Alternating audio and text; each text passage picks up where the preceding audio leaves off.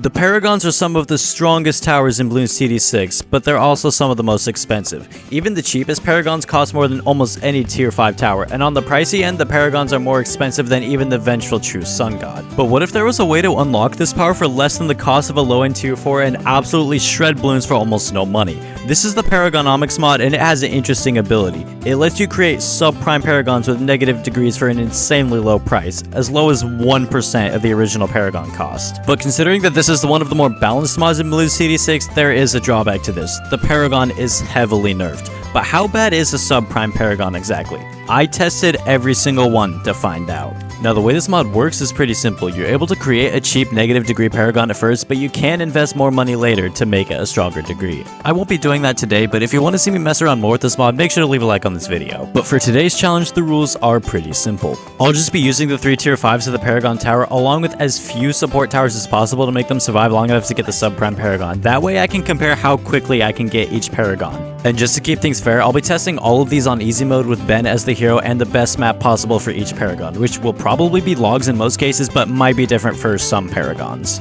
The real question is a negative degree Paragon worth it, or is it better to just keep the tier 5s? Let's find out. First up is the Dart Monkey Paragon, and with this mod, it is by far the cheapest Paragon, coming in at only $1,275 on easy mode. That's like insanely cheap, cheaper than the Juggernaut even. There isn't a single tier 4 cheaper than this. Another thing to note is that if you have Monkey Knowledge enabled, you can basically erase the effects of the negative degree for free and bring it back up to a degree 1 just for $20,000. But that kind of feels like cheating, so let's not do that. And with Ben's recent rework making him a lot more money on the higher end, I was able to get this Paragon stupidly early. Because thanks to Monkey Knowledge, I was able to save like $2,000 on Plasma Monkey Fan Club, and so I was able to get this Paragon on round 67 without any extra cash. And looking at his damage right after I placed it, it's more impressive than I expected, I can't lie. I was expecting the $1,000 Temu Paragon to do like 0 damage, but it's actually doing a respectable amount. And yes, I am going to keep saying Temu Paragon because that's more fun than just subprime Paragon or negative degree Paragon or whatever the hell. Temu Paragon just sounds better, deal with it. So I did a bit of testing before I recorded the whole runs, and from what I could tell, the nerfs to the Temu Paragons basically included less attack speed, less pierce, and less damage. Thankfully, ability cooldowns didn't seem to be affected, otherwise we'd have a real problem with some of these Paragons. Going into this run, I expected the Dart Paragon to only make it to round 100, but after I saw what it did to round 80, I wasn't so sure anymore because damn. Of course, beating a ZOMG alone didn't mean much because you could easily do that with a Crossbow Master, never mind any sort of Paragon whatsoever, but I was a bit impressed when I saw the way this thing still handled DDTs. But then round 99 came in with its fortified DDTs and damn, that was close. But then thankfully it was over and round 100 came in. And also gave me a heart attack because the bad was just not dying for some reason. It was at this point I figured it wouldn't be making it far into free play rounds, but considering it's a $1,500 Temu Paragon and the Crossbow Master would not have made it anywhere near this far, I was pretty happy. Now whether it's the Temu version or not, the biggest weakness of the Dart Paragon was always DDTs, and the biggest strength was always Pierce. So while round 104 was easy, round 106 was a bit too much for this thing. And I mean, if you think about it from a price perspective, you could either have this Paragon, or you could just have the 3 tier 5s plus 7 base Dart Monkeys. Which would be better? I don't know, but probably the Paragon. So now we have our first official resultant and 8 far more expensive Paragons to go through. Up next we have the Boomerang Paragon, which is, in my opinion, one of the more underrated Paragons in this game. I mean, it's barely more expensive than the Dart Paragon at this point, and it's far less map dependent. And with the recent price drop in the latest update, the Temu version of this Paragon costs just over $2,000 in easy mode. Unfortunately, this was the first Paragon scenario where the build-up to it actually required a support tower because not a single Boomerang sees camo until the top had tier 5. Of course, camo would become more of an issue later on, even to the level of the Paragons themselves, but more on that later. For now, I just popped down a Submergence support and let the Boomerangs destroy absolutely everything. Just a little side note here, this might be one of my favorite Paragons, mostly because it just feels like it's a tier 6 version of the Glaive Lord. And yes, it does incorporate all the paths nicely, but at the end of the day, it's just a Glaive Lord on crack and I absolutely love it. I mean, just look at the designs of the Glaive Lord and the Glaive Dominus. It's basically just a buffed version of it, even on the design, and the name is very similar. It's just the best version of the best Boomerang, and I absolutely love it. Fast forward to round 79, and I finally unlocked the Glaive Dominus, and yeah, you can tell this is heavily nerfed, because what do you mean it's not even one-shotting the rainbows? Like, it looks like the rotating glaives are still doing good damage, but the ones it shoots out can't even one-shot a rainbow. They're only doing 7 damage. I don't know what it is stock, but yeah, that's a major nerf. Yeah, I just looked looked it up and confirmed that it's supposed to be 20 damage normally. At least now we know kind of the extent of the scale of the nerfs in this mod. I mean, I'd already kind of had a general idea of how hard everything was hit, but it's nice to have some actual numbers. Of course, even with the reduced damage, Boomerang was destroying everything it touched. I was honestly surprised. The knockback on this thing is still completely insane. Not bad for a $2,000 Paragon. Fast forward to round 100 and it's actually doing a decent amount of bad damage. I wouldn't say it's a lot. It's probably going to die to round 119, but I was not expecting it to solo it that easily. Then again, I probably shouldn't be too surprised considering the 3 tier 5 Boomerangs can in fact solo chimps on some easier maps if they're given some kind of camo detection. I'm pretty sure SJB made a video about that. And I mean, since I have monkey knowledge enabled, it is attacking faster than normal and the bad has less health. So why was I surprised by this now that I think about it? I really shouldn't be. So far the Boomerang Paragon seems like pretty good value. It's past round 110 and is still going with no issues whatsoever. I actually have to wonder how a run with multiple subprime Paragons would go. I mean, how would that stack up compared to just like a normal degree 20 Paragon or something? If you want to see me do a video with as many subprime Paragons as possible, let me know in the comments. I'm shocked to report this, but this thing just be around 119. This is a $2,000 Temu Paragon and it just be around 119. How is this possible? Like, don't get me wrong, the Glaive Dominus is good. I've already talked about how much I like it, but the main reason it's good is because it's cheap. I wasn't expecting this much raw firepower from it being a subprime version. Alright, it looks like round 131 was a bit too much for this Paragon to handle. Round 131, with a cost of barely more than the tier 5 Boomerang. I'm starting to wonder how balanced this mod is. Next up, we have the newest and most controversial Paragon in this game, the Tag Paragon. Mostly controversial due to the fact that it has no camo detection whatsoever, which is a first for a Paragon. Now, that honestly makes no sense to me considering that the Boomerang Paragon has camo and there's only one tier 5 Boomerang that has any camo detection whatsoever, and even then it's kind of as a gimmick. And it's the same situation with the Inferno Ring. It had a form of camo detection for like 98% of the game's existence, so why does this thing not have camo? I don't know. But the good news is that in its subprime form, it only costs $1,700, which is crazy cheap. So this Paragon was a bit trickier to test because for most Paragons, Logs is by far the best map, but considering the attack pattern of this one, I figured Resort might be better, so I decided to try it on Resort first and see how that worked out. Now the bad thing about Resort is that there wasn't a spot to completely block Ben's line of sight, but I think I found a spot that blocks enough of it. And thankfully Ben was able to make me enough money that I was able to get the Crucible of Steel and Flame on round 68. And this is honestly the perfect Paragon for this mod because its name just sounds the most like something you would get from Alibaba. Now this was the first Paragon I tested that actually had abilities, and from what I could tell the abilities themselves were weakened, which made sense, but the cooldown of them didn't seem to be affected, which was good considering one of the upcoming Paragons already has a 4-minute cooldown. But unfortunately for the Temu Tag Paragon, I was unpleasantly surprised when I saw the thing nearly get pierce capped on round 78. And that was when I remembered that being based on attack shooter, this thing had crappy pierce to start with, but obviously that wouldn't be an issue later, right?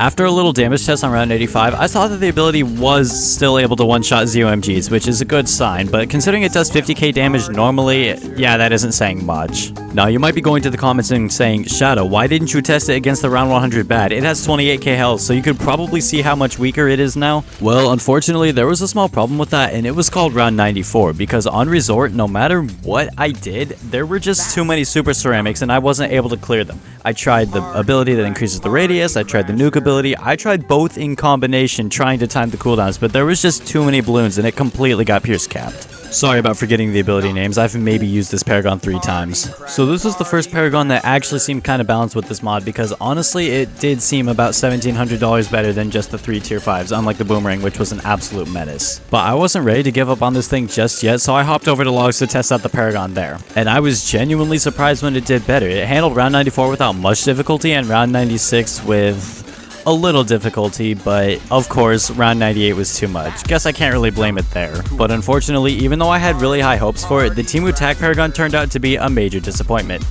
Now that I think about it, I'm pretty sure my parents said the same thing about me. Anyway, now that we've gotten the cheap Paragons out of the way, this is the part where things actually get good because now we're into the military Paragons. And up first we have the Submarine Paragon, which is somehow more of a support Paragon than any Paragon in the support category. And with the Paragonomics mod, it only costs about as much as a plutonium reactor.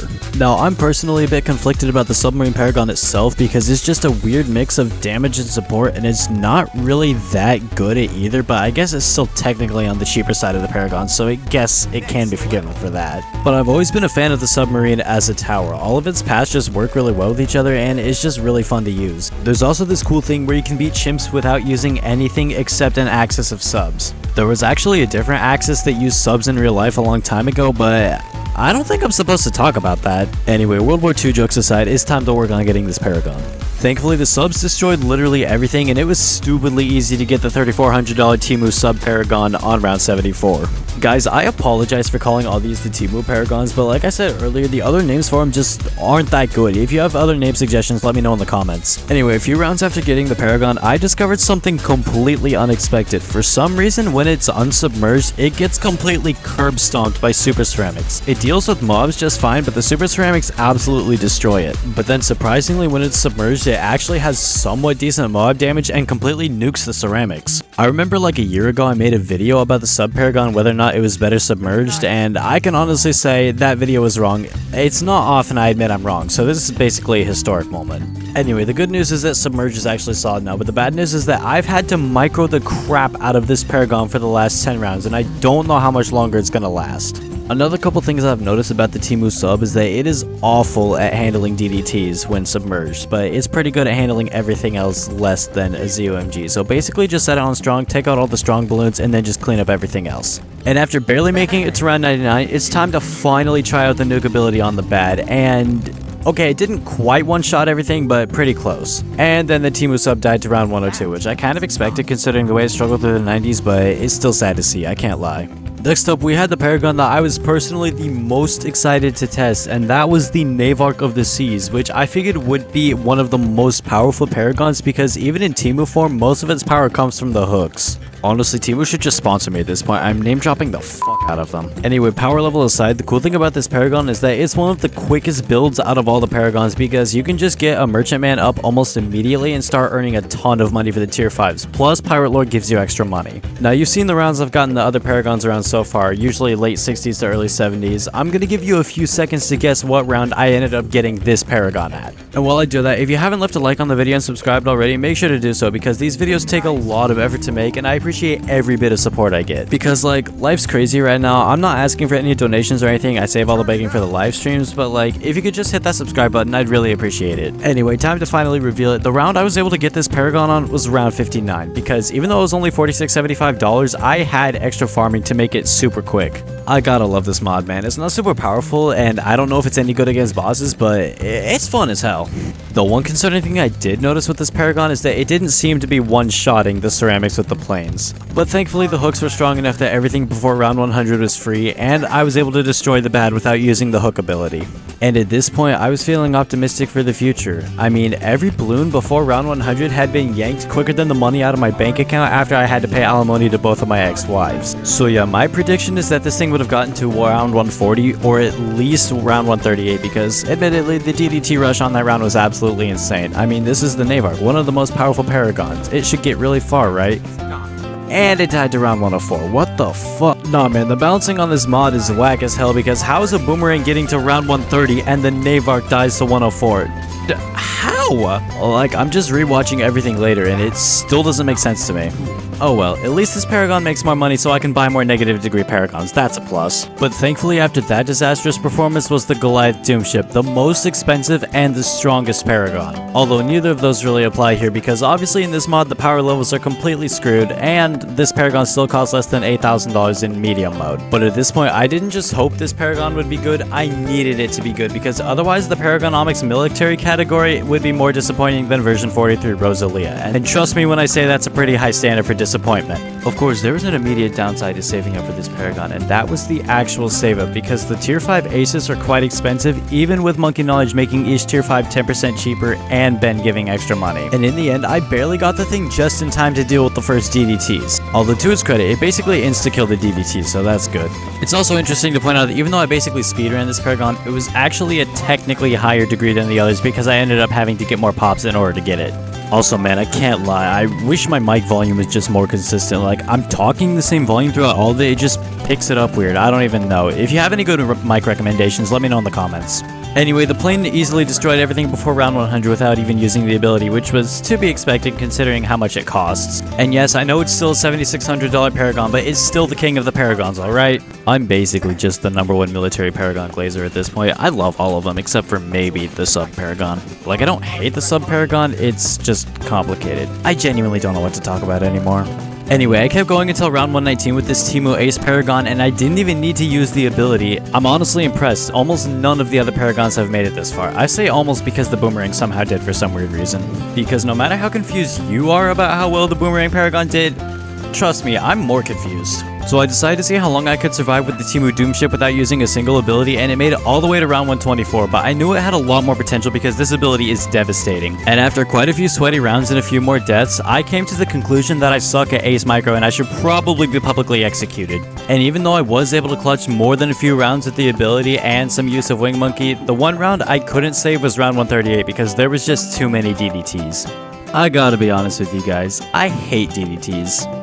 It's definitely not because they're black. Anyway, up next we have the Wizard Paragon, which is probably the most forgettable Paragon in existence. I honestly keep forgetting this is even a Paragon because it's not that good. Now, is it like particularly bad? Not really, but there's like not really anything it's the best at. There's always a better Paragon for any situation. The good news is that in negative degree form, it's only like $6,000, so at least it can be forgiven for being mid, but it's stupidly expensive otherwise. I mean, like in free play, you'd either go for a Navar or an Ascended Shadow or something, and in a boss fight, let's be real, why would you be using wizards in a boss fight anyway? What even is this Paragon called? Like the Perfected Mage or something? I never used this thing, so I don't know. Okay, Mage's Perfectus, I was close, whatever.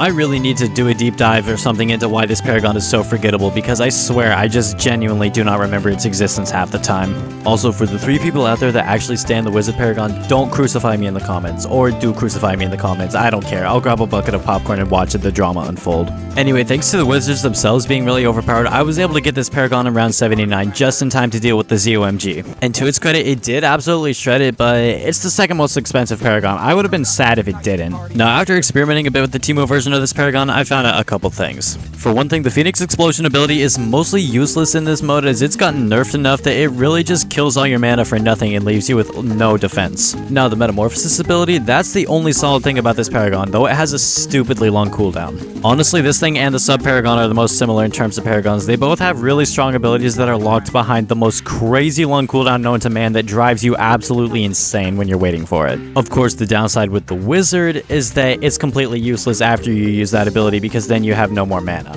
But anyway, enough complaining about the Wizard because at least the Metamorphosis ability absolutely shreds the round 100 bad.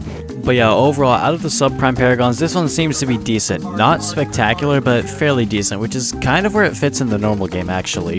It seems like most of these Paragons have actually had similar performance to what I was expecting, with the exception of the Boomerang and the Navar, which were the exact opposites of what I thought they would place. But yeah, the Teemu Wizard's cool, except for when it makes me die on round 117 because it decides to absolutely suck for some reason. I mean, it wasn't even the Wizard's fault. The ability in the Teemu form is just bad. And unfortunately, a few rounds later on round 128, I realized after I was done recording that I'd made a major mistake. Because I had tried that round a few times and died to it, but what I didn't realize is that the Metamorphosis ability was back. I should have used that. Oh well, it wouldn't have gotten much further anyway, but it might have made it past 128, but for now, that's the official result. I gotta say, definitely not bad for a $6,400 Paragon. Maybe I hate this thing too much, I don't know. Up next, we have the Teemu version of the Ninja Paragon, also known as my favorite Paragon of all time. I've always loved this Paragon mostly because it's the exact opposite of the Wizard in that it's kind of good at everything, but it's just better at it than the Wizard is. Not to mention, I remember using it back when there was only 3 Paragons in this game. Yes, I'm old. Anyway, this thing is actually one of the strongest Paragons late game due to the fact that it takes 25% health off the top layer of every single mob that comes in, even the fortified bads. I'm really just talking about the Paragons at this point because I don't know what else to talk about. I apologize. But anyway, the tier 5 ninjas made it a super easy build up into the Teemu version of the Paragon, and I was able to get it on round 76, where it seemed to actually struggle a bit. This isn't a good sign. And over the next few rounds, I noticed something kind of annoying, and that was that it slowing everything down just made every round take super long. Thankfully, I had the faster forward mod enabled, so I was able to just put on 10 times speed and cruise through everything. But the main thing I noticed with this Paragon is just how obvious the Pierce reduction of the Paragonomics mod was, because it was struggling to round 96 and round 98. It almost got overwhelmed, which was a bit terrifying. Thankfully, round 99 was easy because this thing absolutely shreds DDTs, and round 100 was actually a good test of just how heavily nerfed attacks were with this mod. And looking at the sticky bombs on the bad, they barely did 3,000 damage. I'm fairly sure it's supposed to be like 16,000 or something. This mod nerfs things heavily, let's be real. But yeah, after the way I saw this thing fail to handle round 98, I really wasn't that surprised when it died to round 104. Disappointed? Absolutely. But definitely not surprised. Although I have to admit, I was expecting a bit more considering how most of this thing's power comes from its passive abilities, but whatever, it's a dumb mod anyways. I'm definitely not just coping about the downfall of my favorite Paragon at this point. That's definitely not it, trust. And finally, we have the Engineer Paragon, also known as the most gimmicky Paragon in BTD6. I mean, seriously, what is up with this thing? It's useful for exactly one thing, and that is using the sentries to one-shot ranked bosses. Otherwise, it's way too expensive for what it is, the DPS is mid, and it offers no support whatsoever, which makes no sense considering it's literally the only support Paragon. I have no idea what the heck Ninja Kiwi was smoking when they made this thing, but I need a triple dose of it. I would come up with the craziest video ideas. Thankfully, there is an advantage to this Paragon, and that is that the XXL trap got buffed recently, meaning it makes more money and is cheaper, so I was able to get this Paragon way early.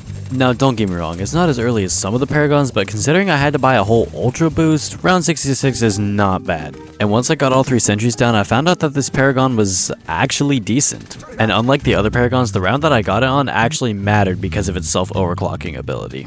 And although it did attack really slow at first, after a few rounds I could really tell it was kicking in, especially when the ZOMG came out. And obviously the next 20 rounds after that got shredded the way it was absolutely rapid firing everything. With all 3 sentries plus the stalling ability of the pins, I kind of expected that. But then the real surprise came at round 100 when it absolutely destroyed the bad balloon. And then on round 119 it destroyed 3 more of them. At this point, one of 2 theories was possible. Either this one really didn't get nerfed at all by the mod, or the thing is way stronger than I gave it credit for.